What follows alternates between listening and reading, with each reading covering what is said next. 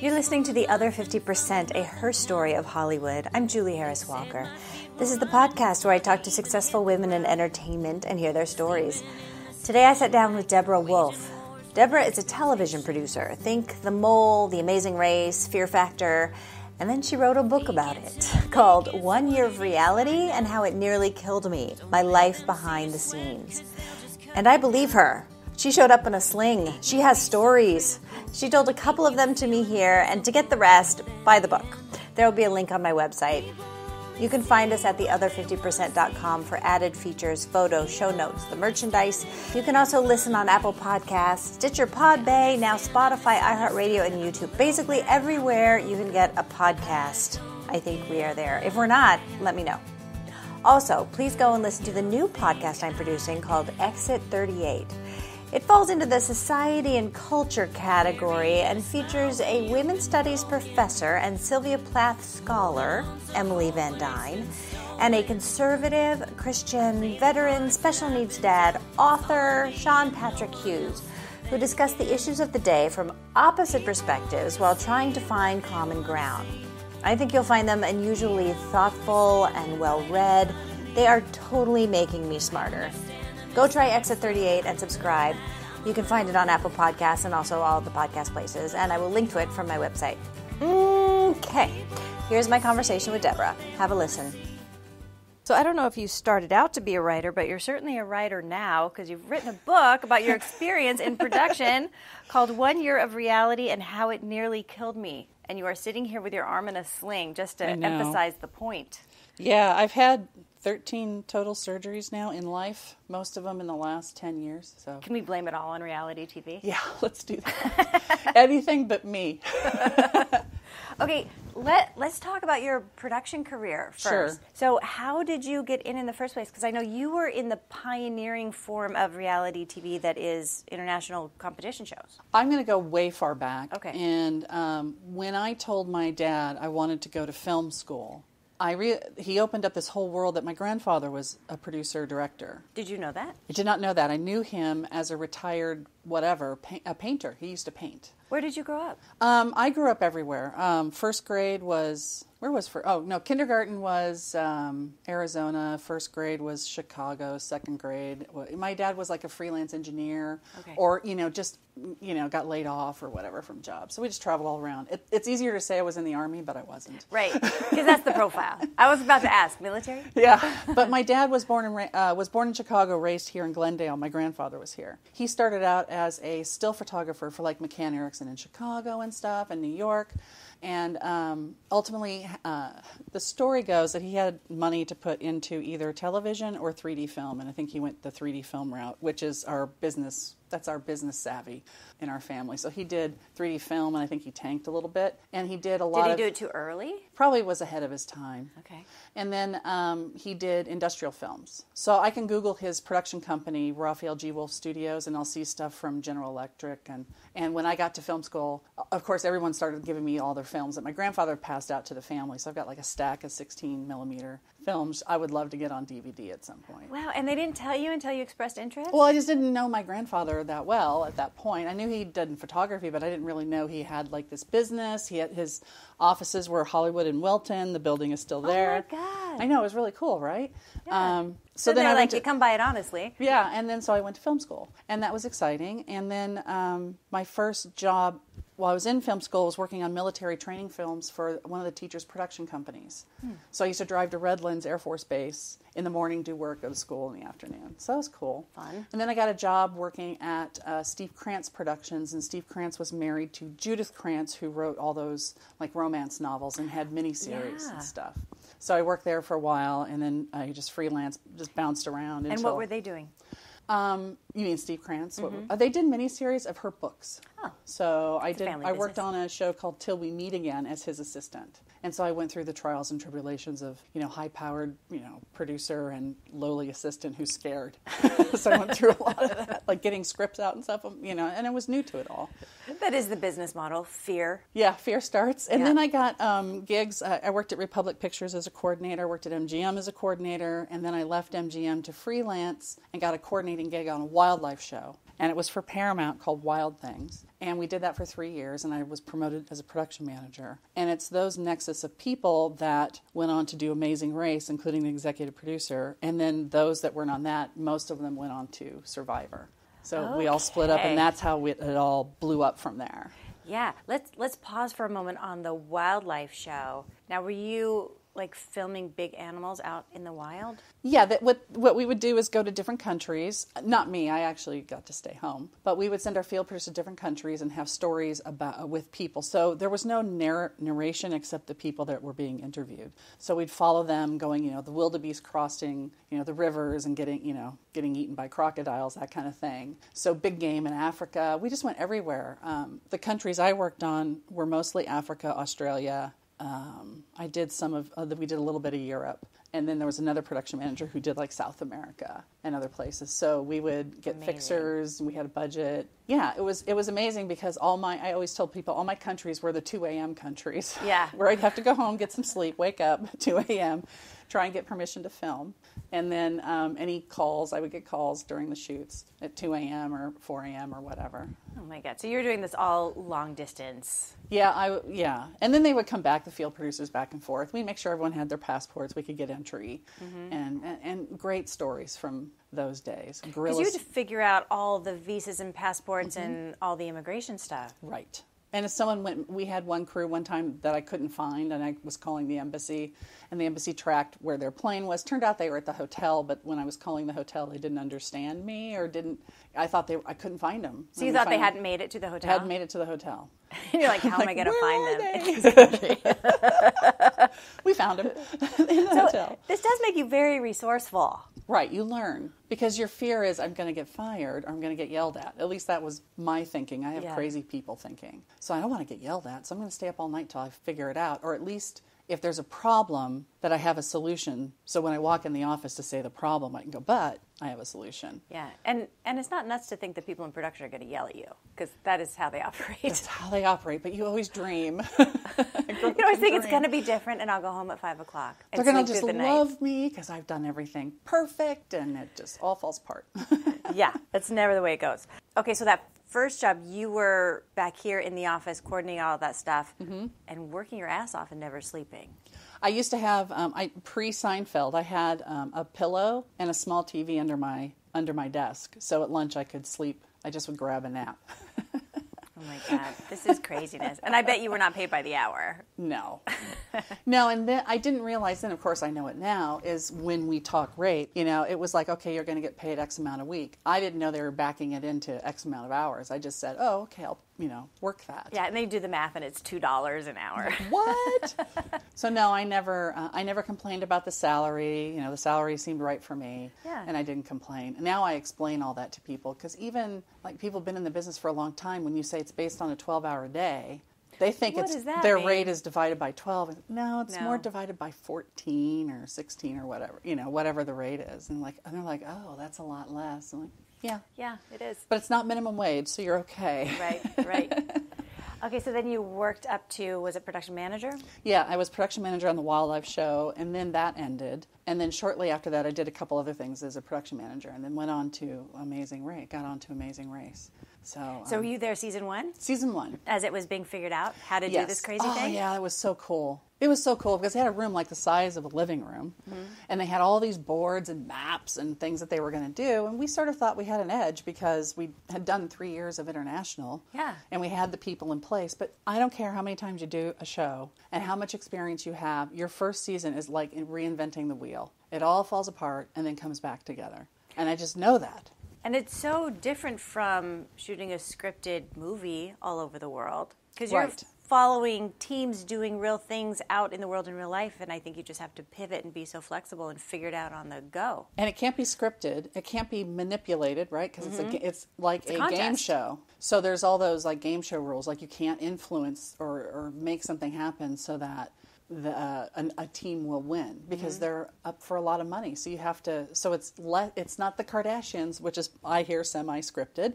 It can't be scripted. You have to run and gun the whole time. And you're solving problems on the go. Right.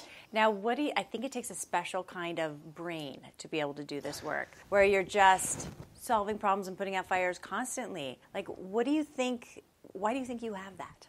I don't know. I felt like it was genetic. I mean, my dad was an engineer. He has off the chart IQ, whatever, very thoughtful, thinking guy. And my grandfather, being the painter he is, that also has a lot of, it's not just creativity, it's just how you're placing things. So because it's both. You have to be super creative and super logistical and be able to think 10 steps ahead. Right. It is I like it because it is creative. It's not creative in like writing a book, but it's creative of how can I get someone to say yes? How do I get this done?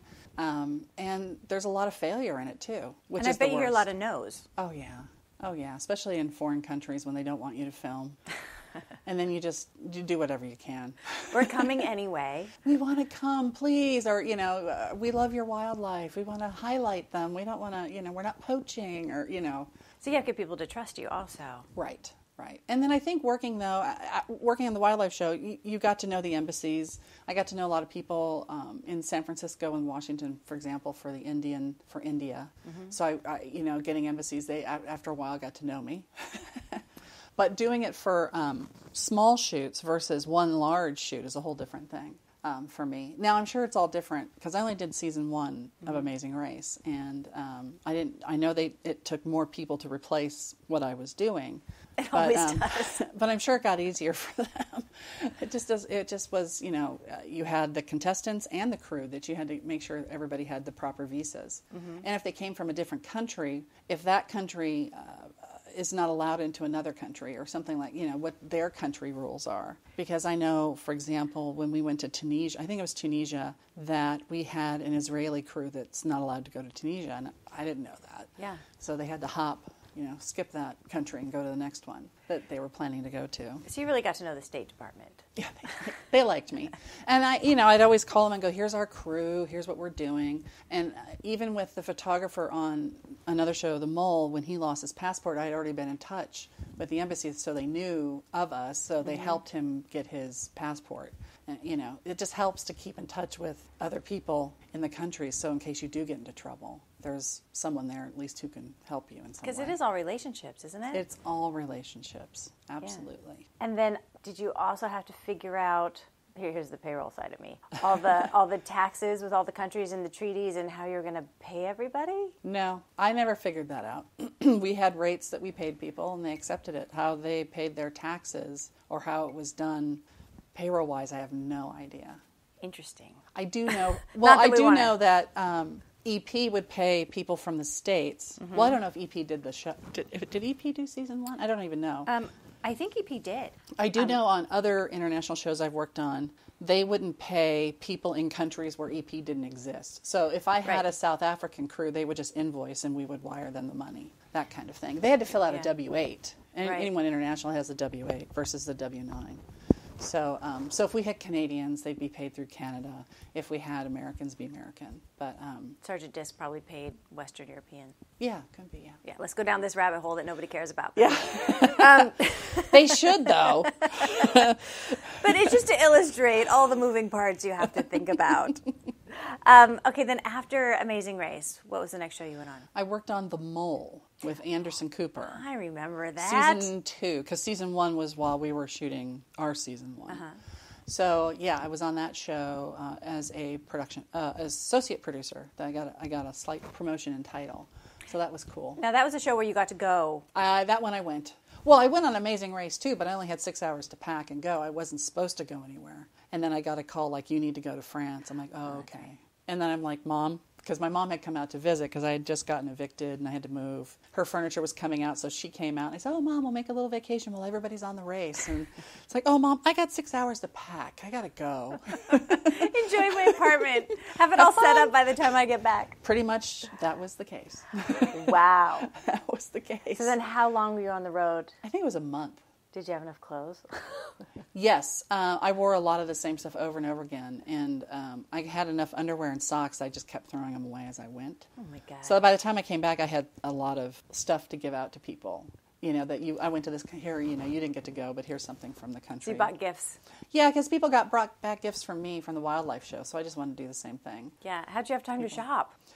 You grab stuff as you go, or you're at the airport and get something. Yeah. You just think about it. So then when you went to France as part of that, was it clear what they needed you to come out to do, or they just needed you there and you were going to figure it out once you got there? Yes, I think they needed bodies. Everyone had gotten sick in Kenya, because Kenya was the first stop on season 1, and then I think they went to France right after that. So I met everybody there. The crew was sick. I had some Cipro to pass out to some people who were sick, and just because I think they ate food in Kenya. And what are you going to do? You can't take a sick day. You're on this race that's happening. I felt so bad for everybody. There are no sick days. And then the contestants, there was a pair there that didn't seem happy at all, and they were in my room talking, and I'm like, I don't know. A pair of contestants or a pair of crew? Yeah, a pair of contestants, and I'm like, let me get cameras. Let me get the people in the cameras, to talk to you guys. And of course I leave my room to find them, realizing that all my information's in my bag. Like, I hope they don't go through my bag, but they didn't. And they've got the Can you cameras. imagine if they did? Oh, yeah. Well, I can imagine a pair of them would have if that had been the case, but just trying to get any advantage. Just to get any advantage, yeah. And then, because it was a new show, they may still do this. I don't know. I had to pick up all the trash. So any of the envelopes that they had to open or anything that said Amazing Race, I would put in a pack and ship it back along with tapes Right, I and remember stuff. reading that. So you're carrying around everybody's garbage all the time because it's It's top not a lot secret? of garbage. Yeah, because it's top secret, even on the mole, when people saw Anderson Cooper in one of the piazzas, they threw him in a van going, that's not Anderson Cooper. They didn't want people to know. But there were people like, hey, isn't he on the mole? That kind of thing.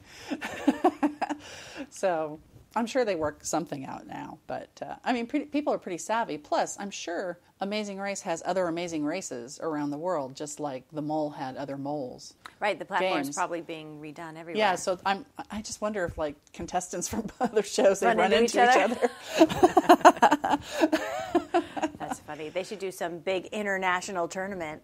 Oh, that would be cool. Yeah, you heard it here first. I would like 10%. There you of go. That platform, please. Okay, so this book you wrote is about how a year in reality nearly killed you. Let's talk about that year. That was a cool year, working on Amazing Race, The Mole, and Fear Factor. So it was a CBS show, an ABC show, and an NBC show. So I cleared all the networks. Because I'd always said, I would just love to work on a network show because I had done non-network type stuff. Be careful what you wish for. Right, exactly. Well, I've wished for a lot of things that have gone awry. So, I laugh about it now. It's like, what can I wish for now?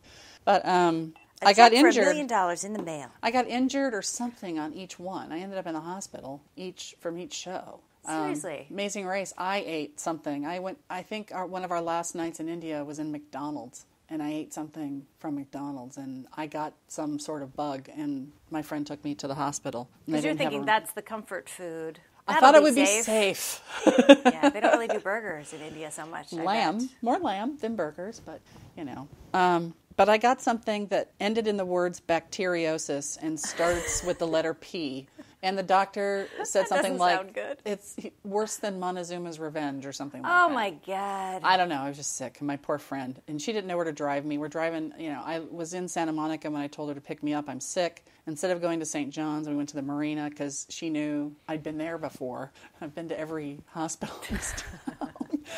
So it didn't hit you till you got home? Didn't hit me till I got home, till the next day. And I thought, because I'd never been overseas, except first time on the race. I didn't know what jet lag was, so I figured it was jet lag. Was getting my hair done because my friend set up a thing because she's like, you've been gone for so long, just get a beauty day. I'm like, okay. So I went to her hairdresser to get my hair blown out and colored or whatever, and I'm like, the room is spinning, and I'm just talking gibberish. Yeah, that's not jet lag. Jet lag just makes you tired. Not a great introduction to and I'd never seen any of these people before, and I'm like, oh, I got to call a friend. Do you want to call an ambulance? No. I'll call my friend, and I'm just laying down. I'm like, oh. They're like, something is wrong with you, lady. Yeah, and then we got to the hospital. It was Daniel Freeman at the time, but it's Marina Hospital now. Got there, and of course they took my temperature. They said, oh, you have 103-degree temperature. You need a bed. And I'm like, oh, okay. We go back out to the waiting room, but there's no like, it's all chairs. You can't lay across chairs or anything. And I'm like, I went to my friend's car and just laid across the seats with the door open because I'm tall and it's narrow and my feet were just sticking out. I don't know how long it took before. But she kept running back and going, she's been to foreign countries. She's not allowed to tell. And she could have some horrible virus. And she's just laying out in my car. Oh, my God. They finally got me. They put me on Cipro. And about midnight, they're like, do you want to stay here? And I literally said, well, I can shit here or shit at home. So I think I'll just go home. And then I had lost a shoe. And it's like, where are my shoes? You know, like they keep them underneath the emergency thing that you're wheeled in, but I couldn't find it, so I just walked barefoot. Lost one, or you lost two? I think I lost one or two. I always wonder how one shoe gets left on the side of the road. Well, when I had the shoulder surgery, they had all this stuff that was attached to this thing that I was supposed to have. Like there was a ball, there was another part of the sling or whatever, and then I didn't have any of it. And I'm like, where did the rest of this go? It's with they're your like, shoe. well, it was underneath. It's with the shoe. And probably half your socks. It's with my socks in the dryer. Okay, so that was the job in India, and you got home, you recovered. I recovered. You took the next job. Yeah, I got the job before I was finished with the race. I was like a week before I was supposed to be done, and I asked if I could leave early, and the EIC said fine. So, but then weren't they mean about it? Yeah, they didn't. They weren't real happy. I don't know how it went down on their side. I know how it affected me, but it seems like the EIC was cool about it, but maybe the EP wasn't so cool about my leaving. I know he wasn't cool about my leaving because they tried to have me thrown off the other show, which was odd. Rude. Well, it's a whole entangled mess. And I actually called an attorney I'd worked with and said, if I get fired today, I want to line up everybody and I want to sue and I want to make it public. And I was just so angry that I was ready to do that. And I said, everybody but the people who hired me for the mole. Yeah. Because it's... I mean, if it's just personal and punitive, I don't think you can do that to people. Well, and they were saying you can't hire people from the show because, they're from that show and I'm like, no, I've known these people for years, and so was the EP on the show I was working on. Oh, they were afraid you were going to poach from the show you just left? Right. Which was over. Well, I can't explain it. It's right, ego. anyway. It's ego and whatever that, you want your own. But I do know that people got more money after I had left. And I joked, like, be thankful for me. I got you all raises. Because they had to do more or because they need to keep them happy? I think they just wanted to make sure that they stayed, I would think. Because I know the other production manager got more money. I don't know if it was a result of this, but it would make sense to me. Now, wasn't there one point in time where you were a co-production manager with a guy and you realized you were getting paid way less? Yes, that was on Amazing Race. Let's talk about that for a sec. Well, when the EP interviewed me for Amazing Race, of course I knew him on the Wildlife Show, and it was great. And we talked about great things, and in my head I wanted a certain amount a week. But then I didn't hear anything. I said, oh, they probably moved on to other people. It's okay. And then I got a call from an EIC, or the EIC on the show, and I met with him, and he said he had already hired a production manager to do some work, but would hire me. And I didn't think about it at the time, but of course, like, I always think about this stuff after the conversation. It's like, why did they not call me? I'm the one who worked with for, Yeah, why'd you for call me 3 first? years. Yeah, what? Like, and let's just say, because we're talking in a lot of jargon here, EIC is executive in charge of production. Okay. So he's the head of everything. So I agreed to work with them, but I got less than I wanted, and I wanted like $50 more, and it was a deal breaker for them. Like, no, we won't hire you. And I'm like, oh, okay. Really? Over so $50? Mentally in my head, I'm like, okay, one season, at least I'll do one season. And the guy, and I didn't know what he was making at the time, and I didn't care. And I worked with him on the Wildlife Show briefly, and we used to talk about rate. We brought up rates once, and I said, I don't want to know anybody's rate because I agreed to my rate because I don't want to compare or whatever. It'll make you crazy. Yeah, and it wasn't intentional. I wasn't looking to find people's rates, but then I saw that the rates, and his rate was $500 more a week higher. Now, dang. Well, and I think it's probably because he's more experienced. I think there's levels. Not everybody gets the same pay. So if I'm a production manager and I've done it for 10 years, I think I should get top dollar. But, if I'm beginning, I shouldn't get top dollar. Right. It's a growth thing. So that's sort of how I justified it. But I was still kind of angry because I felt like I was doing so much more. And it's not against him. But he also didn't travel. I had to pack up and travel. Right. He had kids, and the EIC couldn't travel because he was about to have a kid, I think. So I was the one who traveled. So you were doing a same level job with potentially more complicated work and we're being paid much less. Yeah, I guess so. He dealt with crews and equipment. I dealt with the travel piece. I mean, it's like one large job split in half. Yeah. So I can't say that my job was more complicated than his, but I remember him saying that he couldn't do what I was doing. He wouldn't be able to do what I was doing, yet I could do what he was doing. So in a pinch, I could cover everything, but in a pinch, he couldn't cover what I was doing. And this is such a tricky thing because I know there are so many different factors that could play into a wage difference. Right. Like you can't just say, oh, I'm being paid less because I'm a woman. Because there are all those other factors that happen. Right. And maybe he negotiated differently than you did. And maybe they negotiated with him differently. Sure. And I think there's probably some of that in there. But if you were to do it again today, would you have done that negotiation differently? Probably not, because I'm not good at negotiating my own rates. I think what bothered me. Is. No, I think what bothered me about that whole thing wasn't necessarily my rate versus his rate, was that he was preferred over me, and I was the one who worked on, because when I had left, one of the conversations I had with the EP was he had said something like, "You're my cornerstone." And I thought, well, I'm your cornerstone, but you're not paying me like your cornerstone of production. And why didn't you call me first? So that was, it wasn't me so much as I'm a woman and he's a guy, because I had total respect for him. He should get whatever he wants. He had a family. But I also don't think that should factor. Like, he shouldn't get paid more because he has a family and I don't. Right. So those are the things that bother me. I never felt it was because I was a woman and he was a man. I felt that he got preferential treatment because I think he knew the EIC, and the EP didn't go, "Hey, this is my number one, make this happen." And I'm like, if I know the EP, how could that happen? But that's okay. Weird. Meh. It's like it's like a marriage gone south. Okay, so then what happened on that job? On Amazing Race? No, because now we're talking about The Mole. Okay, on The Mole. And we were talking about your terrible year in reality.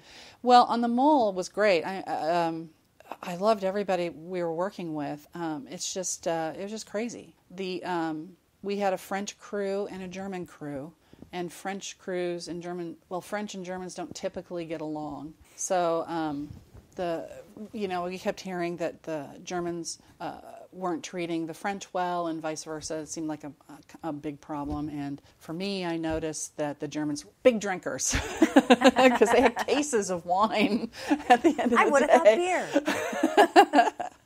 I could have used it, and they didn't much like me because when we negotiated the deals, we negotiated them like Americans, not like Europeans. So they had a different thought about what they were being paid, and I felt bad about that. How do European crews work differently? That lunch, well, first of all, in my latest experience, they consider lunch part of the work hour. So if you say a 10-hour day, that's 9 hours plus lunch, as opposed to 10 hours plus lunch. Is that what we call French hours? I guess. Or European. Because I had to explain that to a crew that I had on a show I did a couple of years ago, where I had to explain, like, it's a 12-hour work day, which means we work 12 hours and we have lunch for like an hour. And if you work less, great. If you work more, we pay like the overtime kind of thing. But they do mostly 10-hour days. Do they do meal penalties and things too? If their lunch doesn't break at a certain time? If they complain about it, it ends up happening because you want to keep your crew happy. But no, I never really had that problem. I didn't really have that problem with the international crew thing. People are pretty cool, but if you're treating people nicely, they'll be cool about it. But if you're constantly yelling at them, hammering at them, yeah, they're going to come back and go, yeah, we want a meal penalty because, you're jerks. Yeah, they're not having it. As opposed to, we appreciate that you provided breakfast in the morning, even though we still get per diem. And so, yeah, we'll work a couple 15 minutes later, because it's not union. It's all non-union. Yeah. But the better you treat people, the more they'll work for you. Yeah. It seems so obvious, yet that's not really how we operate most of the time. Exactly.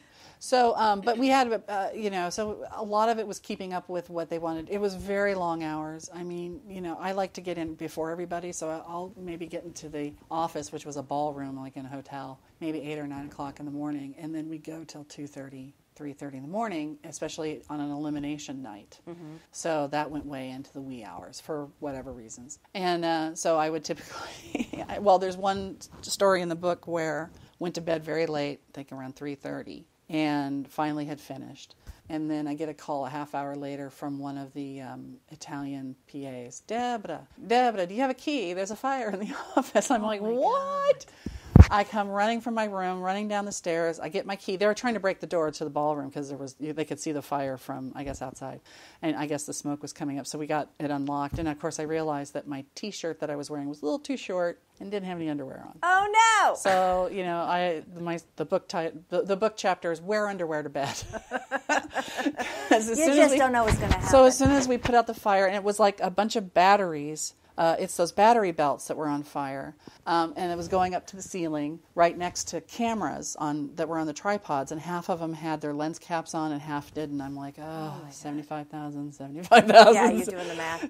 I'm like, okay. It turned out to be okay. And of course, I'm yelling at the rental company going, these were faulty. I found out years later they were just on the wrong frequency of, instead of instead of European energy, it was on US. You could flip a switch. So I think they just melted that way. So, it's like as soon as they put out the fire, ran upstairs, put on my pants, came back down, mopping, going, hey. And of course I called the line producer, hey, it's all okay. We just had a little fire. We're fixing it. Like, no big deal. And I wake up the camera guys going, hey, fire, you got to fix it. And then I remember the line producer coming down and going, what the hell? Because it's like this blue foam everywhere. And I'm just trying to mop up. And it just looked like a disaster. Oh, my God. Was this a big insurance claim? It probably was.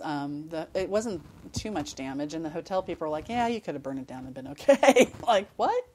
Yeah, that's surprising. The hotel didn't care so much? They were really gracious about it, because I think a curtain, one of their curtains went on fire, and I think the floor melted a little bit, so I don't know how much damage there truly was. Those battery belts were just melted. That just flamed up. But the cameras were okay. Now, were you guys able to shoot that day, or did you have to, so you had enough other batteries? Yeah, we had to just get some. It's been so long ago. I would imagine we ordered more to get some from somewhere. But you're just keeping moving. Yeah, you're just mopping up the mess, having no sleep. Stop. It's craziness. I know. What people go through to bring us our TV. It's true. What was that show? What was one of the first reality shows where it was kind of like a race, and it was going up mountains and things. I forget the name of that. And it's like whatever the people were doing up the mountain, the crew's doing with 30 pounds on their back. Yeah. And I think it's just, it's like what they said, Fred Astaire and Ginger Rogers. Ginger Rogers had to do it all in heels backwards. Yeah. That's the crew. And they have to, when the contestants are running, they're running or whatever to keep up. It really is incredible. Yeah, I think it takes a lot of special people. I appreciate them now. I mean, I could have been a huge jerk back then, but I really appreciate the camera guys and the audio guys for just... They're in it. They're in it, and we're they're just sick, and we're they're just carrying pooping all over them to get it done. Man, I mean, you must really love it. I do. I couldn't imagine doing anything else. Yeah, that's the thing. Does it kind of make you unfit for other work? Yeah, pretty much. No, actually, no. When I had a period of time, I had worked at G4, got laid off because the network sort of went away. So I had a lot of time on my hands looking for work. I actually looked outside the industry, and the closest thing I could come to doing was like working for some high-powered level executive that traveled a lot. Like I could keep them on their toes. I could keep them totally scheduled. That was like the traveling thing. One person, you would just nail it. Of course, I always told my friend, it looks like I'm going to have to work at McDonald's. And she's like, yeah, you're either an executive or you're flipping hash browns. I said, well, it's a possibility. You never know.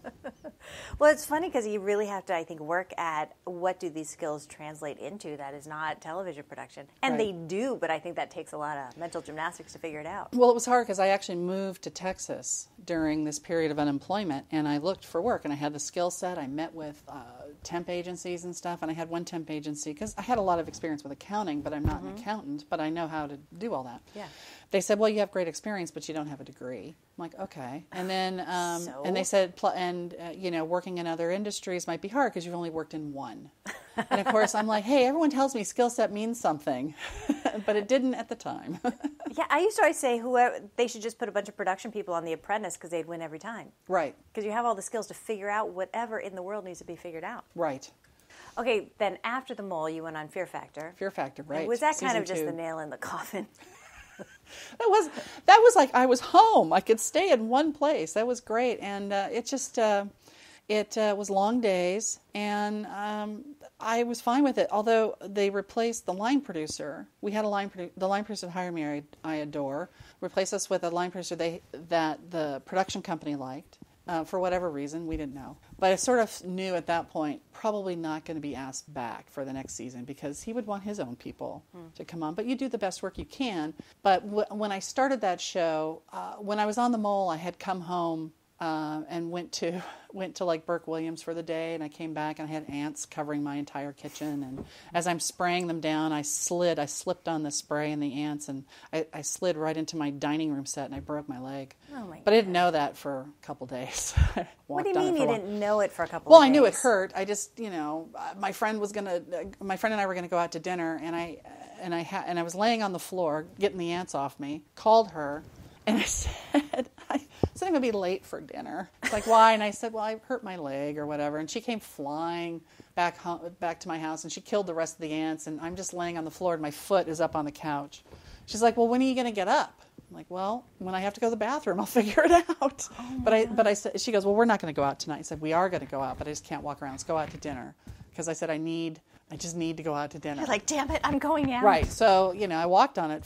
This was Saturday, Sunday, Monday, Tuesday. I went to the doctor. He said, you broke your leg right above your ankle. He goes, and your ankle's really messed up. I said, yeah, I fell out of a tree and it broke, and they didn't know about it for 10 years. So my right leg is just a mess. Word. So he said, we're going to put you in a full cast. I'm like, okay. So I interviewed for Fear Factor in a knee-high cast, but they still hired me. But I wanted to be tough, so I volunteered to taste test stuff. People would come in and go, taste this. What does it taste like? And I would joke and go, it needs salt.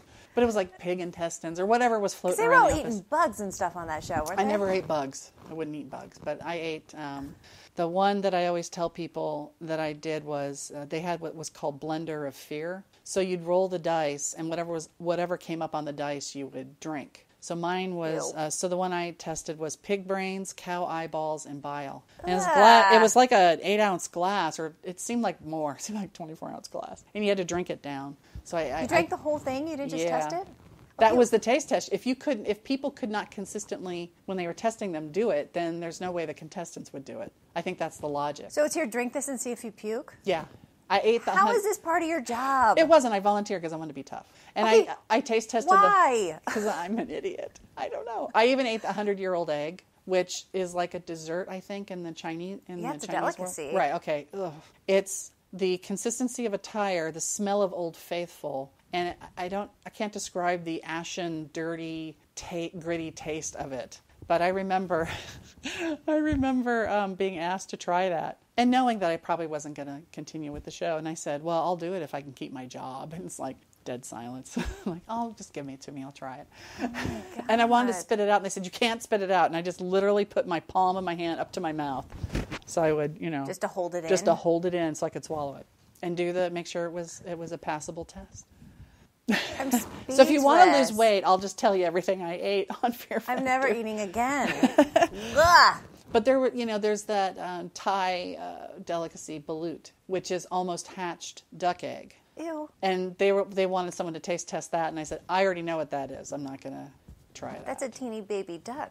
Yeah, it's a baby duck. Ew. I know, but in the egg. So I don't know how you eat it. I didn't want to watch.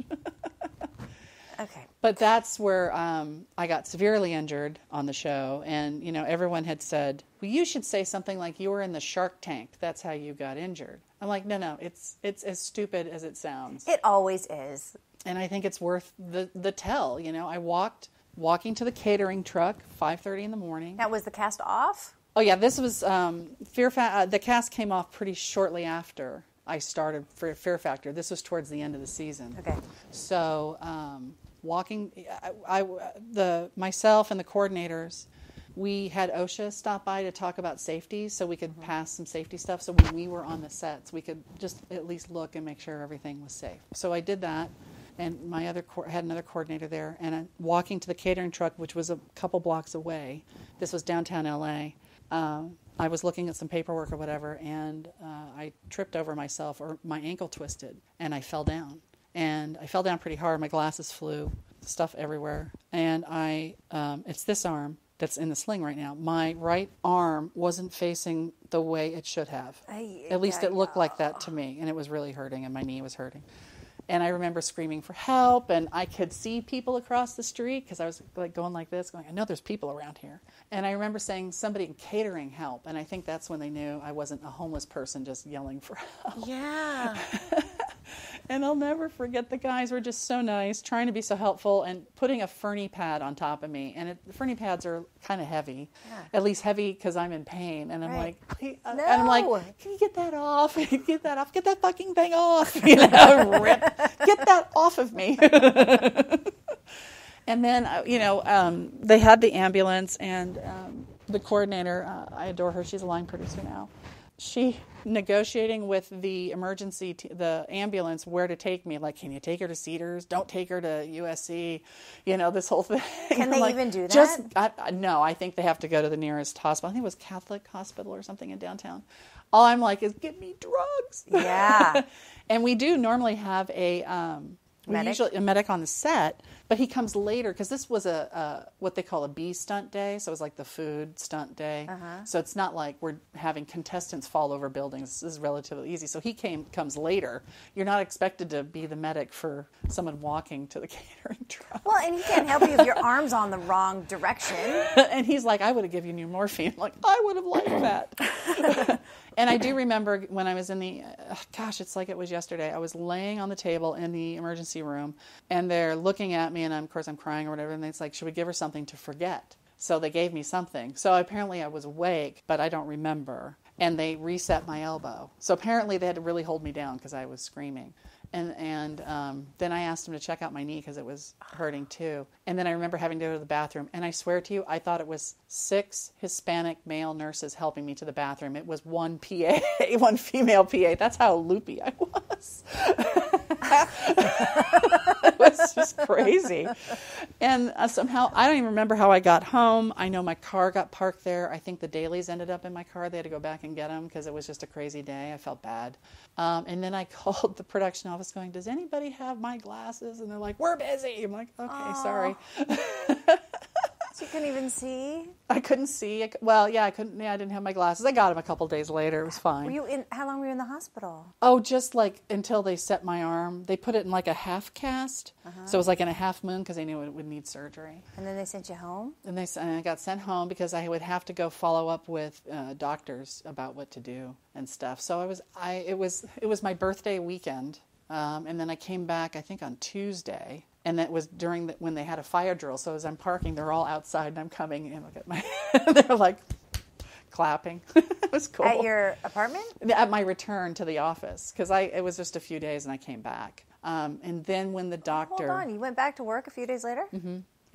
It's hard to write left-handed, but I write left-handed backwards. So if I took notes, I wrote them backwards and just had to read it. But yeah, I went back. And then when I saw the doctor, and he said, well, we went through all the injuries that I had, or that I felt I had. They x-rayed everything. They said, well, you're missing the thumb side bone. I forget what these bones are. It's the one that's not attached to the elbow. Like this one's attached. This one goes into the elbow. I don't know what else happens to it. I lost like 1.5 inches of that.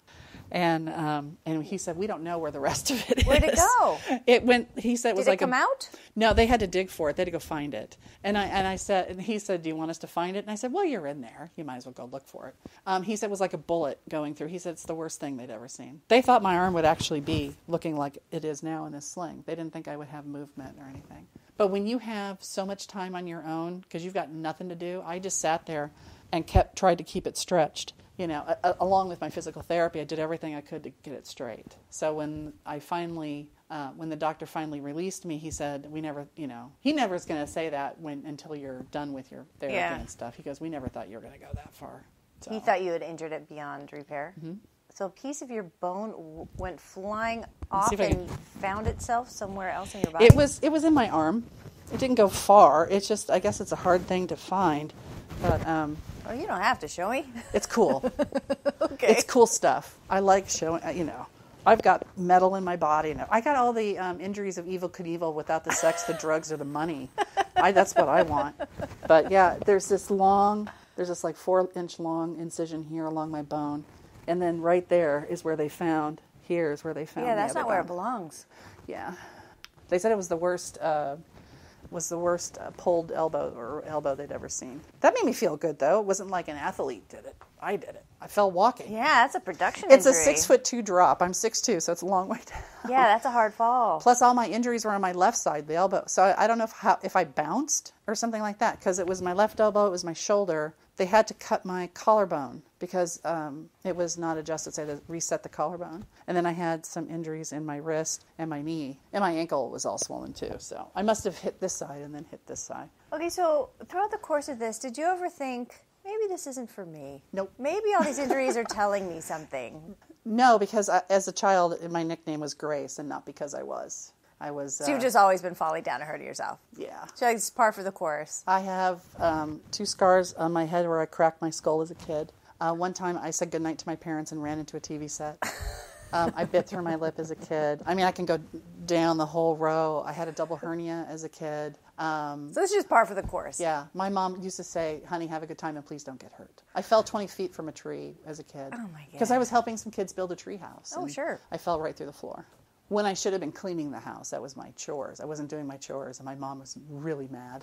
Yeah, then now she's got to take you to the hospital. Luckily, she worked for the doctors that do x-rays, so I got some free x-rays. That may have been strategic on her part. Well, the interesting part about that is I injured my left leg was really swollen, so that's the one they x-rayed. 10 years later, when I was in college, my right ankle got swollen up, and I went to the school nurse, and they said, "Oh, did you know you broke your ankle like 10 years ago?" I said, "No, but that makes sense because it's improperly. It didn't heal right. But who knew? It must have been just teetering or hairline fracture or whatever. But I walked on it for 10 years before. Gosh. So."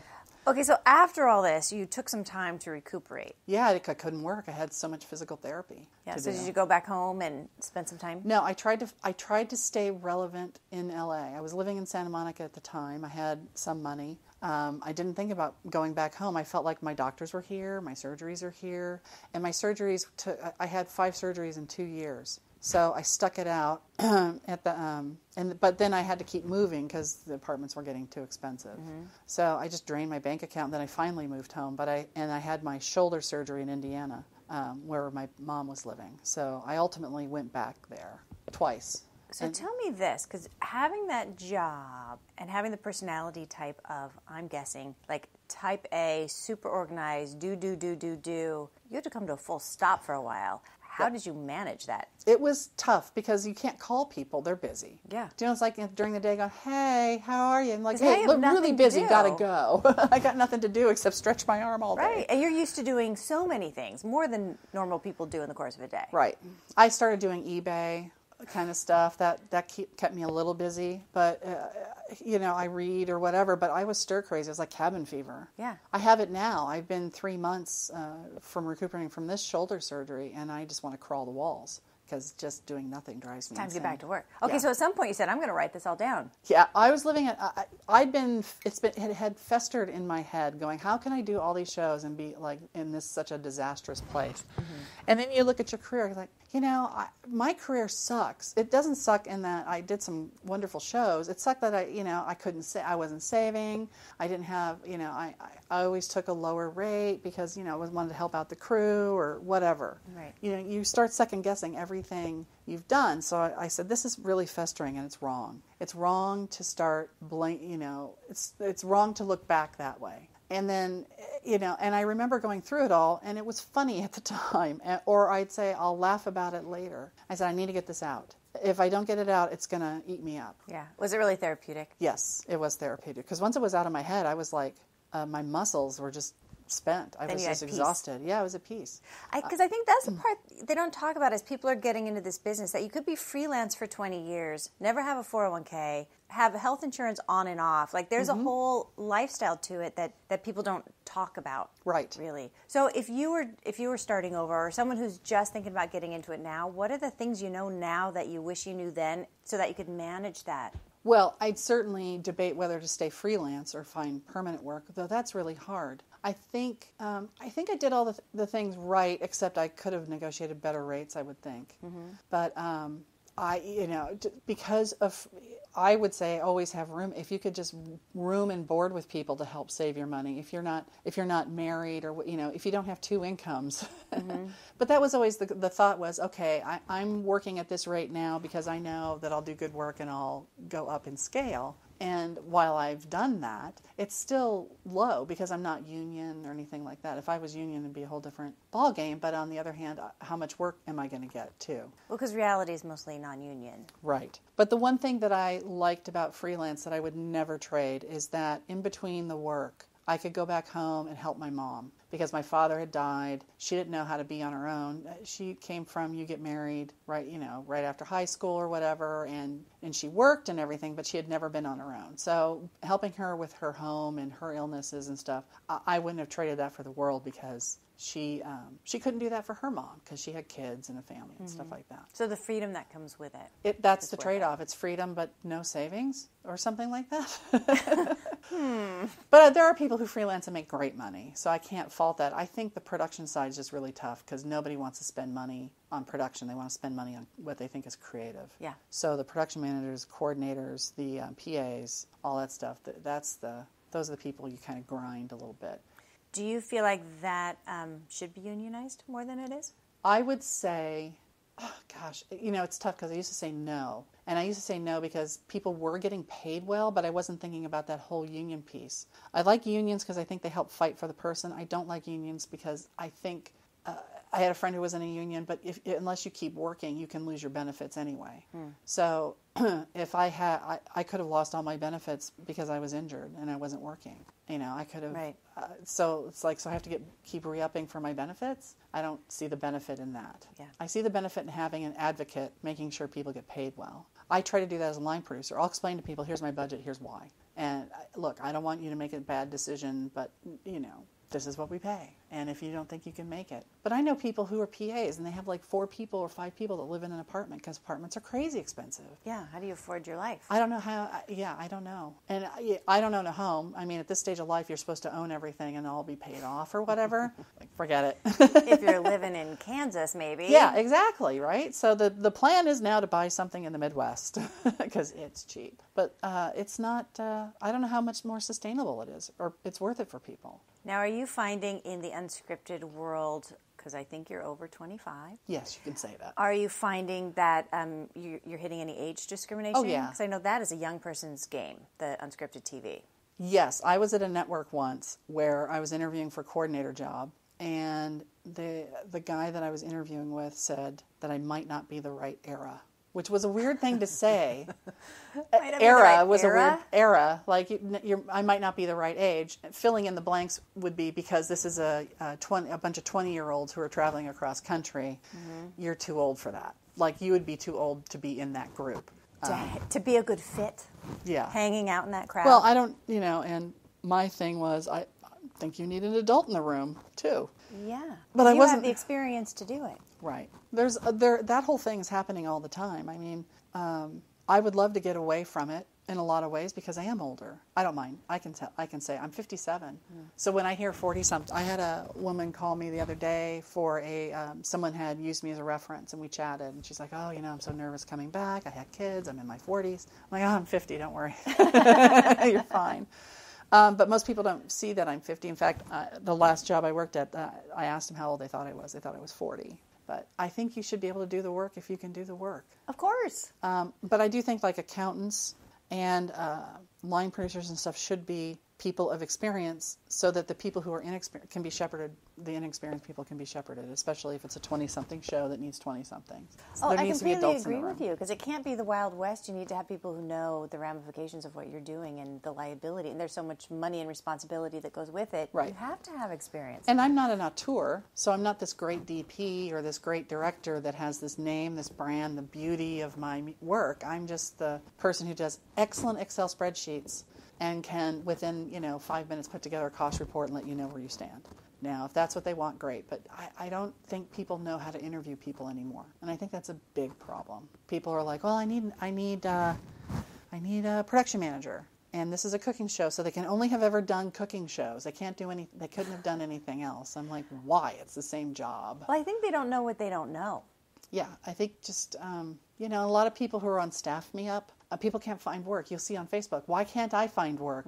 It's like, okay, so this guy doesn't, just assume this guy doesn't, whoever is putting in the ad doesn't know how to hire. I said, but I've also looked for people, and I'll get, if I'm looking for a PA, I'll get hairdresser, a PA in South Carolina. I'll get hairdressers, anything but my PA, because they're like, well, if you need this. Well, no, I'm looking for X. So I'm like, delete, delete, delete. It gets crazy after a while. So you have to be specific, and you have to threaten people like, nobody without experience need apply, that kind of thing. It is hard. It's the same in the accounting world. You'll post an ad for a very specific type of accountant, and you'll get 300 unqualified resumes. Right. And I think and I have a blog on WordPress, Prod Maven, and I talk about this stuff because it's frustrating, and I'm now writing about my job search because it got thwarted with my shoulder surgery. It's like, oops, well, now what I'm thinking is the one way to keep me employed is to have my own company, so that's what I'm pursuing. Tell us more about that. Well, I want to, I've heard it from many of my friends who are line producers, union, non-union.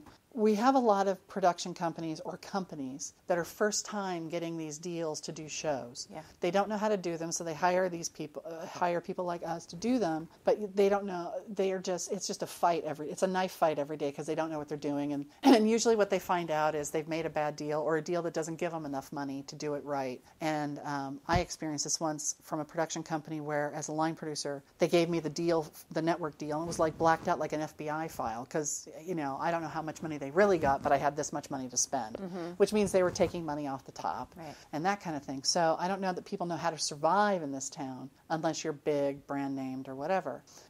So in talking with all these people, I'm like, why can't people who've done this for a while do the shows? I mean, they should have production companies that do shows. Yeah. Because we know how to do it. Who's this guy on the corner that's never done it before doing it? Why can't we do that? And so is your business going to be like production services? Yeah, it's been production services. It can be whatever you can have your own YouTube channel. You can have your own Apple channel. You can do whatever you want. So looking at a variety of different things because I have the right people in place, I think, that I would work with. And, it's about let's change the culture of this 12-hour day syndrome and get it back down to normal hours because people have lives. Yeah. And let's have absolutely zero overhead because there's no point in it right now. There's no point in keeping overhead when you don't know how your company is going to do. I don't need offices. Nobody needs an office. We all were told that we could be virtual at some point. So let's actually do this. So it's a great experiment. Now you're talking like a millennial. I don't know what's happening here. I'm going down. I'm going down in age. Going down. There's just ways to have lives and respectful of each other and just have plain fun because I got into it so I could wear jeans to work. I don't know about anybody else.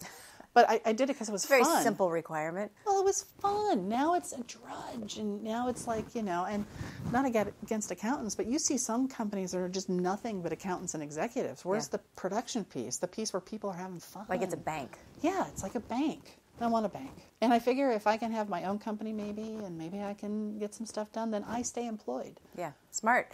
So it doesn't have to be as hard as it is. Oh, no, it doesn't. But for some reason, we stick to what we know, the traditions we're taught at. It's a cultural tradition that it's really hard and you pay your dues and you work 14 hours a day and only the tough survive. Right. Yeah, when it's like, no, it doesn't have to be that way. Why? Yes, some people will have longer days than others because those are the people who wrap or have to start early. But your nexus of time shouldn't be 12 hours in a day. Right. Everybody has families or friends. Well, and so many people have done the study of shorter days and more of them is the same price or cheaper than fewer days with way more hours. I think an 8-hour day is not unreasonable. 8 hours plus a lunch. Hey, you Frenchies. That's just so clear. And have department heads really responsible for sticking to that. So if you hire a DP, the DP is responsible for his team, responsible for making sure we can do what we need to get done in a day. So that means your prep has to be, in keeping with that. It's not, okay, we're going to slow them up so we get overtime or anything like that. No, let's just keep it as an 8-hour day. Well, and the money's not there anymore for people to just milk it. Right. I mean, the budgets are getting smaller every day. Right, and the networks and the companies are looking really to audit more carefully, and the Prodco fees are going away. how do you justify a Prodco fee? Well, your Prodco fee covers everything that's not in the budget. Your executives, your office spaces, your audit, your internal auditing, all that kind of stuff. And I think you should just flat out budget it. Yeah. And then what I would call a Prodco fee was you should get a profit, some sort of business profit, and for the any taxes that you have to pay down the road as a result of the show. That to me is your Prodco fee. This is me just figuring it all out. But. Yeah. Well, and also now when companies are required to provide health care, and I think, I don't know how it's shaken down in the last year, but the networks some were thinking that was their responsibility and some were thinking it wasn't. So it was coming out of the production fee. Right. Although, well, I guess it's not paid through the through EP. Workers' comp would be like through the accounting company, right. But not. But then if you also have to provide some kind of health care, right. Well, I think I think it's on the onus of the freelancers unless you've had them consistently hired for a length of time. Mm-hmm. And you have a certain amount of people in your thing. We can go down all the ACA regulations and seem to be changing every minute, but freelancers should know. I mean, look, I didn't have health insurance when I got injured on Fear Factor severely. Well, luckily you were on the job. I was on the job because laying there, my whole life went performing, going, I don't know how I'm going to pay for all this. Yeah. And then when I realized it was workers' comp, I'm like, shoo. Yeah, thank goodness. I didn't have to pay for that. I had to pay for everything else, but Because your life still happens. Right. Yeah, I found out last year when I broke my ankle, the insurance doesn't pay for the Uber to get you to your doctor's appointment. Right. I just recently finalized the settlement for my injuries on Fear Factor. Just 3 months ago. How many years ago was that? 2001 was Fear Factor? So 16 years. What I wanted was I had lifetime medical for body parts, and I needed the money. So I just settled out for money to buy out that. So I bought that out. Oh, my word. Which was helpful because of what I'm going through now. Yeah. Okay, so tell me again what your blog is. Prod Maven? Prod Maven at WordPress.com. I talk about production, all things production, recently talking about looking for work. Because that's the biggest thing I see on the Facebook pages I'm a member of, people always looking for work and frustrated they can't find it. The problem is it's a pyramid scheme. We start at the bottom, PAs, you need a ton of those. And as you crawl up the ranks and you want to be a producer, you don't need as many. Yeah, there are fewer and fewer jobs. Yeah, coordinator, production managers, line producers is only needing one of them. So competition is fierce. Mm-hmm. And I think at the end of the day, it's all about relationships. Yeah. One of my last gigs, the executive producer called me. We had worked together on the wildlife show. And he thought of me. I'm like, that was like 15 years ago. Yeah. I love you. When do I start? But that's reputation, and that's how you treat people, and people will remember you. And I think that's the most important thing. This is a social business. Mm-hmm. So don't burn your bridges.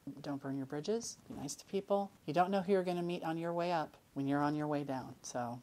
And it's true, the people that you're running around with as a PA, you're all going to be at the top in 10 to 15 years. Right. Exactly. Lessons learned. Yeah. What other advice do you have for young people just starting out? Well, make sure you have a skill that when you're not freelancing or not working, that you do something else. Like for me, I worked at a law firms as a temp. I did some secretarial work. I did tape transcribing, just so you can keep income coming in. Don't always think of it as vacation. You should, wherever you can work, you should work and save your money.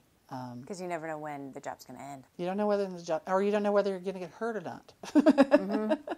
Yeah, you've learned that lesson the hard way. But I've been lucky to have like at least 6 months of money. You know, I pile up 6 months of money. That tends to go away when I get through these things. Mm-hmm. But, you know, always to save and just make smart choices. And for me, I took every job that was in front of me because that was the job in front of me. I think people can be, if they can, be pickier to get better pay or whatever, and just tell the person, you know, I don't think this is right for me, but I appreciate the interview or whatever. Yeah, I think it's hard to be strategic when you're always worried about where your next job is. Yeah. So people just take, like as you said, the next job that's in front of you rather than thinking bigger picture, where do I want to go? Right. Do you think people should take some time to think, where do I actually want to be in 10 years and try to plot out a path? I think that doesn't hurt. I never did that. I don't know how much you can. Well, I mean, I took 6 years to go through college, so I'm older than most people in college, but I just had fun doing what I was doing. Mm. And I never thought about, I need to be on X amount of career path, and then I ended up being a coordinator, and I enjoyed it, and I never thought about, I have to be here in 5 years or whatever. It can't hurt to do that. I just didn't do that, which is, I guess, maybe why I'm here. But I have no regrets. I enjoyed everything I did. I still am in touch with people from many of my early shows and places I worked. And I value that. Yeah. What's your favorite part about the job? My favorite part about the job is helping people understand the stuff they don't get. So explaining to somebody their hourly rate, what it means, or telling a producer, like, here's your options and why. It's almost like just being the quiet guru, like, here's how we can solve this problem, and just trying to do it always trying to do it in a nice way. That's what I like. It's like being a teacher, advisor, something like that. I like that. Yeah, it's good. Okay, what is next for you? You have the production company, you have the blog, you have this book. Well, I actually am writing another book that's an offshoot of this, but it has to be fiction because I don't remember all of it. But when I lived in Venice, and the reality book takes me from when I was evicted, when I had to move out of my place. But before that, I had a 3-bedroom on Venice that my landlord, people will drop their mouths, I was paying $1,000 a month for at the time. The rent went up once to $1,040. So, and during the 15 years that I lived there, I had 25 roommates, and very interesting roommates and stuff. So I'm putting that book together. I'm putting that book together, and because the one piece is I have a group of people. We play poker.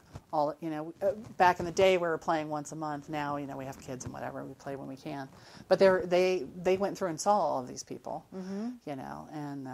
So there's some tales to tell. When the boyfriend broke into the house, this one girl's boyfriend broke into the house, and then I had a roommate with just a delightful little boy, and then I had a friend from Indiana come out. I had one of my roommate's dogs. We called it the pooping Pomeranian. Tremendous farts that dog could do. Just that tiny little dog. And my last 2 roommates were the best. They had a parrot that hated me. So it would literally chase me down the hallway. I put a cookie sheet in front of me so he could but he would not go. Once I got into my room, like the carpet changed, he wouldn't go into my room. It was just hilarious. How funny. And they found out later it wasn't a he, it was a she because it laid an egg.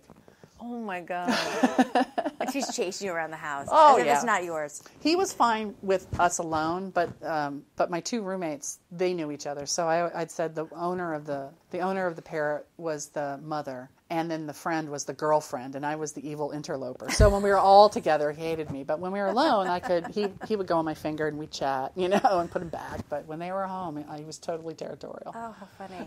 All right, I'm seeing a series after this book of all the roommates in Venice. So what happened with that place? The landlord died and they sold? The landlord passed away suddenly, and they sold it. I tried to get it, but it wouldn't have been a first-time homeowner because I was buying a building that would have tenants, and I didn't have the money at the time. Yeah, so it's a whole different Right, I tried to raise like $50,000. But it was really nice of the family to go, yeah, we'll give you a shot at it. Yeah. But I used to joke with the landlord, I said, you need to put me in your will that I'll get the place. Seriously. But I don't think, I think when he died at home, and I think his friends found him, and I don't think they ever found his will or if he even had one. Oh. So in California, it goes right to the next family members. And they were very gracious with me. But you didn't get to keep that apartment. No, but that's okay. We move on. You had a good run. I had a good run. Now I'm the Norma Desmond of production. I love that. Thank you so much. No, thank you. I appreciate it. You've been listening to The Other 50%, a Her Story of Hollywood. I'm Julie Harris Walker. I'd like to thank Deborah Wolf for sharing her story, and don't forget to pick up her book, 1 Year of Reality and How It Nearly Killed Me, My Life Behind the Scenes, available now at Amazon. And also, go subscribe to Exit 38. Boy, I've given you a lot of jobs today. Special thanks to Jay Rowe, Danny Rosner, and Allison McQuaid for the music. Please find us on Apple Podcasts, Stitcher, Spotify, or Podbay, and subscribe and leave a review, and of course on our website, theother50%.com, all spelled out in letters, for added features, bios of our guests, and the merch. Please go there right now and subscribe. You can also follow us on Facebook and on Twitter at Other50%, and Instagram at Other50% Podcast. And you can follow Exit 38 Podcast at all those places as well. Thanks for listening. See you next time.